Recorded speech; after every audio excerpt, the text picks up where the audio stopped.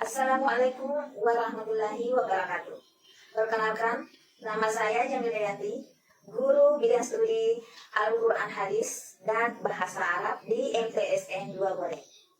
Tetapi kali ini kita akan membahas pelajaran Al-Quran Hadis kelas 8 di Madrasah Sanawiyah, tepatnya MTSN 2 Bone.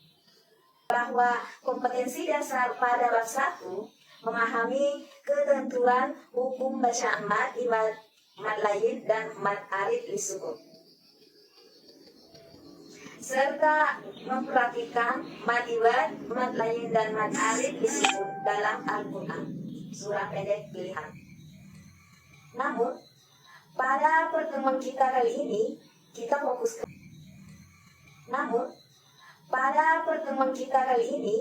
kita fokuskan mengenai kalimat saja ya, yaitu mad iwad.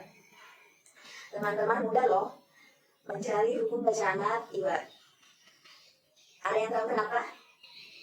Ya, selain karena jumlahnya cukup banyak dalam Al-Quran, kita pun sering membaca atau juga mendengar hukum bacaan mad iwad di dalam Al-Quran.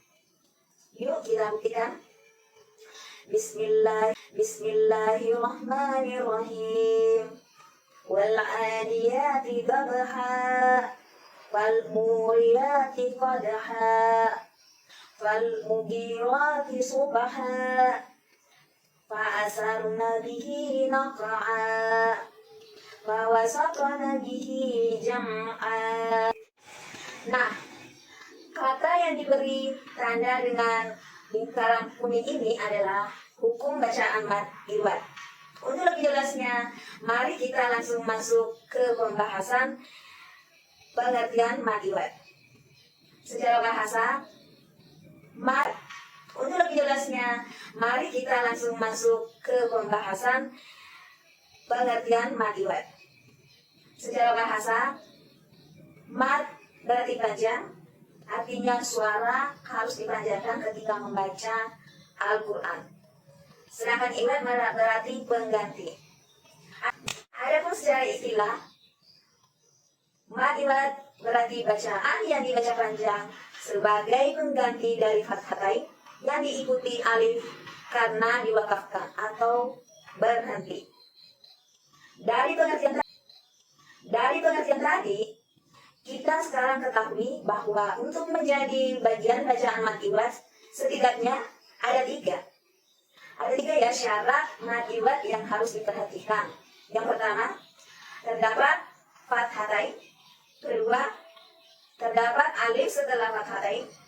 Ketiga, kata tersebut dibaca wakaf atau berhenti. Adapun cara membaca mad iwad, yang pertama, fathatain diganti fathah biasa. Dua, dibaca panjang 2 harakat. Teman-teman, mari kita perhatikan surah Al-'Adiyat ayat 1-5. Berikut ini sesuai dengan cara membaca dari awal. Tadi kita bisa menemukan 5 contoh. Berikut ini sesuai dengan cara membaca dari awal. Tadi kita bisa menemukan 5 contoh bacaan mad iwad. Pertama, kata dra. Berikut ini sesuai dengan cara membaca dari awal. Tadi kita bisa menemukan 5 contoh bacaan mad iwad. Pertama, kata dabahan. Dabahan berarti fathatain terakhir ya. Kalimat terakhirnya fathatain. Tetapi ketika dibaca diganti menjadi dabaha, fathah biasa. Kedua, qadha. Berikut ini sesuai dengan cara membaca dari awal. Tadi kita bisa menemukan 5 contoh bacaan mad iwad. Pertama, kata dra. Berikut ini sesuai dengan cara membaca dari awal. Tadi kita bisa menemukan 5 contoh bacaan mad iwad. Pertama, kata dra dibaca naq'a. Dan yang kelima, jam'an dibaca jam'a. Jam'an dibaca jam'a. Yang har atau bacaan cepat sehingga kita wasalkan atau kita sambungkan ayat 1 ke ayat berikutnya, maka jumlah mad iwad pun akan berbeda. Sebagaimana contoh bacaan berikut. Bismillahirrahmanirrahim. Wal 'adiyati dabhan fal muriyati qadhan fal mughirati subhan fa asarna bihi naq'an fa wasaqna bihi jam'an. Nah, berapakah jumlah bacaan mad iwad pada contoh bacaan mad iwad tadi? Ya, betul sekali. Hanya satu hukum bacaan mad iwad saja ya. Karena ayat 1 sampai ayat 5 kita baca cepat ya. Kita baca cepat dan wasal, artinya bersambung. Atau kita berhenti pada ayat 5 saja, yaitu lafaz jam'an.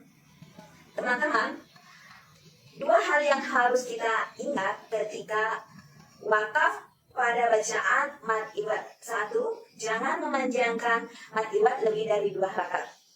Contohnya, wal'adiyat. Teman-teman, dua hal yang harus kita ingat ketika wakaf pada bacaan mad iwad. 1, jangan memanjangkan mad iwad lebih dari 2 rakaat. Contohnya, wal'adiyati dhabha. Yang kedua, jangan menambahkan hamzah setelah mad iwad. Contohnya, wal'adiyati dhabhan. Adapun pengecualian mad iwad yaitu apabila kita wakafkan atau berhenti ta marbutoh yang berfathatain, maka cara membacanya tidak dipanjangkan, melainkan kita ubah menjadi hasukun ya. Seperti dalam contoh, nah ini tanya kan, ta marbutohnya berfathatain. Berarti kalau dibaca ta marbutohnya diganti menjadi ha. Bunyinya nikmatan diganti menjadi nikmah. Yang kedua, tasla naran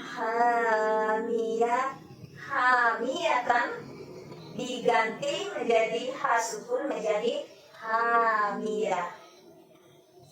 Demikianlah pembahasan tentang mad iwad di pertemuan kali ini.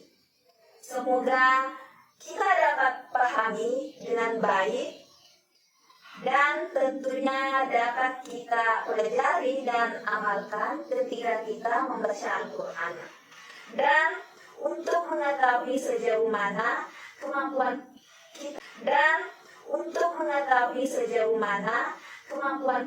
kita, silakan kerjakan uji kompetensi berikut ini. Adapun uji kompetensi yang pertama, jelaskan pengertian mad iwad. Yang kedua, mengapa dinamakan mad iwad. Yang ketiga, bagaimana terjadi mad iwad. Dan keempat, bagaimana cara membaca mad iwad. Dan terakhir, 5, tulislah 2 contoh, 2 hukum bacaan mad iwad. Alhamdulillah, selesai sudah pembelajaran kita hari ini. Jika video ini bermanfaat, silahkan share ke yang lain ya, untuk menebar manfaat. Mohon maaf atas segala kekurangan. Terima kasih. Wassalamualaikum warahmatullahi wabarakatuh.